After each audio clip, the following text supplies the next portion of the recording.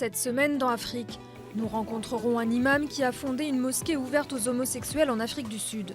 Nous irons ensuite au Maroc visiter des oasis qui pourraient bien disparaître à cause du réchauffement climatique. Enfin, nous nous rendrons en Tunisie où des viticulteurs comptent sur le tourisme pour faire connaître leur production à l'échelle internationale. Mais d'abord, les titres de l'actualité.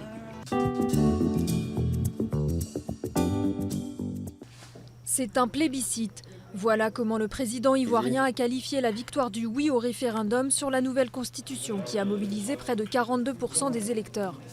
Un résultat sans surprise. L'opposition avait appelé au boycott du référendum, jugeant le projet de nouvelle constitution monarchique et rétrograde. Le texte prévoit entre autres la création d'un Sénat et d'un poste de vice-président. Une fois les résultats validés par le Conseil constitutionnel et le texte promulgué par le président, la Côte d'Ivoire entrera dans sa troisième république. Des membres de l'opposition sud-africaine réunis autour de Julius Malema ont manifesté mercredi à Pretoria devant les bâtiments de l'État. Nous ne pouvons pas laisser un vieil homme détruire la liberté de l'Afrique du Sud. Pas sous nos yeux, pas en notre nom. Un nouveau rapport a révélé l'interférence de la riche famille d'hommes d'affaires Gupta dans les affaires de l'État avec la complicité du président Jacob Zuma. L'Alliance démocratique a annoncé le dépôt d'une motion de défiance le 10 novembre, mais le Parlement est dominé par le Congrès national africain qui reste encore largement acquis à Zuma. La motion a donc peu de chances d'être adoptée. Des milliers de manifestants ont envahi le centre d'Al Hoceima au Maroc dimanche dernier après les funérailles de Moussine Fikri. Ce marchand de poissons d'une trentaine d'années est mort broyé par une benne à ordures alors qu'il essayait de s'opposer à la destruction de sa marchandise par des agents de la ville. Sa mort a été filmée sur un téléphone portable puis diffusée sur Internet, suscitant une vague d'indignation dans le pays. Les appels à manifester et à rendre hommage au martyr Moussine se sont multipliés, forçant le roi Mohamed VI à rapidement ordonner une enquête minutieuse et approfondie sur le drame. 11 personnes soupçonnées d'homicide involontaire ont été présentées mardi à un juge d'instruction. Ban Ki-moon a limogé mardi un commandant kényan de la mission de l'ONU au Soudan du Sud. Il aurait échoué à protéger les civils lors des affrontements meurtriers de juillet à Juba.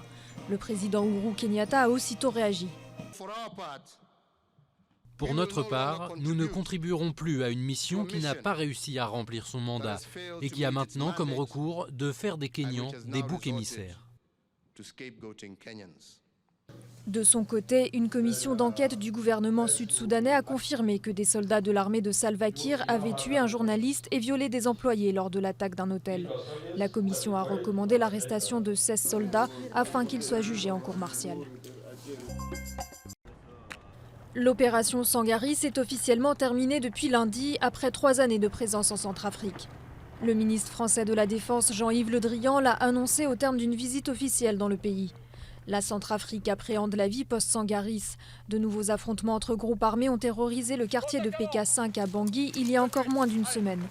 Avec le départ des troupes françaises, le pays se trouve désormais sous la seule protection des Nations Unies. Ombre au tableau, l'opération Sangaris a été entachée par des scandales d'abus sexuels mettant en cause des militaires français. Muhsin Hendricks est le seul imam sud-africain ouvertement homosexuel. Il rêve de promouvoir une communauté musulmane sans discrimination. Muhsin Hendricks a toujours rêvé d'officier dans une mosquée. Ce Sud-Africain, petit-fils d'un imam, ne s'attendait pas à devenir un pionnier des droits des musulmans homosexuels.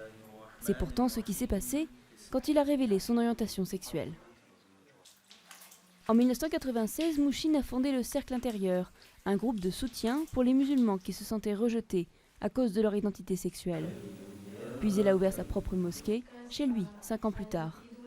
Ici, les homosexuels peuvent prier librement et même recevoir une bénédiction s'ils se marient.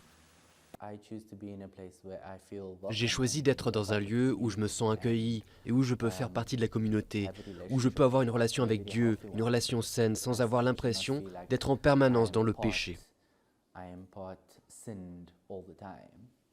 L'Afrique du Sud est le seul pays africain qui autorise le mariage de personnes du même sexe et la Constitution promeut les droits des homosexuels. Mais au quotidien, beaucoup de gays et lesbiennes subissent des discriminations, voire des violences, et même des viols dits correctifs. Et au sein de la communauté musulmane, le concept de mosquée ouverte est loin de faire l'unanimité. Comment peut-on être homosexuel? C'est interdit. Et le devoir d'un imam ou d'un musulman, c'est d'aller leur parler et de leur dire « il ne peut pas en être ainsi ».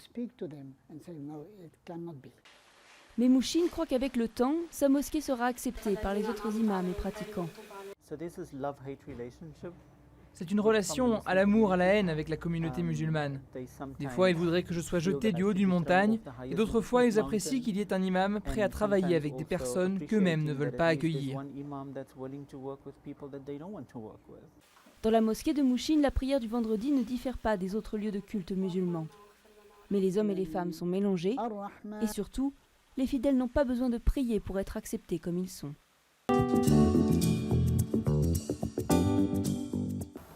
La périphérie d'Er Rissani, dans l'immense oasis montagneuse de Tafi Lalet, aux portes du Sahara. Cette ville, dans le sud-est du Maroc, est un exemple de la dramatique détérioration des oasis, menacées de disparition par le réchauffement climatique. Cette région a connu successivement de longues périodes de sécheresse. La plus violente a eu lieu à la fin des années 80. La région a alors connu une vague de migration de ses habitants, ce qui l'a privé de sa main-d'œuvre et transformé le secteur agricole en une activité non productive. Pendant des siècles, les oasis ont formé un bouclier contre la désertification. Mais ces îlots de verdure sont aujourd'hui confrontés aux impacts des changements climatiques et souffrent de la sécheresse. Certains misent à présent sur les palmiers dattiers pour parer à la désertification et sauver les oasis. À une vingtaine de kilomètres au nord d'Er Rissani, Hassan travaille depuis plus de 15 ans à la réhabilitation d'un terrain agricole de 7 hectares. Compte tenu de l'importance du projet des dattes, j'ai décidé de relever le défi et d'investir dans les dattes, et surtout dans les dattes Machoul, qui sont connues comme un produit très rentable. Les palmiers, dont il existe 450 espèces, sont l'épine dorsale de l'économie de la région en termes de revenus et d'emplois. Rabat s'est saisi du problème en 2008, avec notamment son plan Maroc Vert, un programme de reconstitution des palmeraies et de restructuration de l'agriculture. Après avoir chuté au cours du siècle dernier de 15 millions à 4,8 millions, le nombre de palmiers dattiers est remonté à 6,6 millions, avec l'objectif d'arriver à près de 8 millions en 2020. Les oasis seront à l'agenda de la COP22, conférence internationale sur le climat qui s'ouvre lundi à Marrakech. Le Maroc y présentera un plan d'action pour la sauvegarde de ces écosystèmes dans le monde.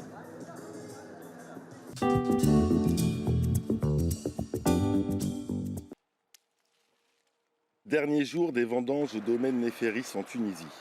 La culture du vin date de plus de 3000 ans dans le pays. Mais c'est dans les années 90 qu'elle a été remise au goût du jour pour compter aujourd'hui 7 appellations d'origine contrôlée. En Tunisie, on n'a pas de problème avec le soleil, donc on a un climat propice pour la vigne, très coloré et très riche en sucre. Donc ce qui nous permet d'avoir des vins à un bon degré alcoolique et à une maturation assez bonne. 32 millions de bouteilles sont produites chaque année en Tunisie. Mais le marché est principalement local. Le vin tunisien n'est pas connu à l'étranger, une communication sur laquelle travaillent aujourd'hui les producteurs. Avant, on ne présentait pas les mêmes vins pratiquement au marché à l'export que secteur touristique. Donc aujourd'hui, on est en train de travailler sur ça, de façon qu'on présente les mêmes vins qui sont destinés à l'exportation. Comme ça, le tourisme va contribuer aussi à faire connaître le vin tunisien. Le tourisme tunisien, principalement balnéaire, a beaucoup souffert de la révolution de 2011 et des récentes attaques terroristes. Aujourd'hui, les autorités cherchent à le réinventer. Et pourquoi pas faire de la viticulture une nouvelle attraction touristique? La viticulture en Tunisie représente aujourd'hui un marché de 80 millions d'euros, dont 25 millions de recettes fiscales. La croissance peut se porter vers les exportations qui ne rapportent que 10 millions d'euros.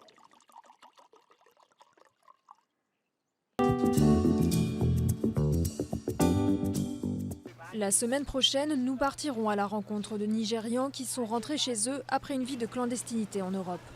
À la semaine prochaine.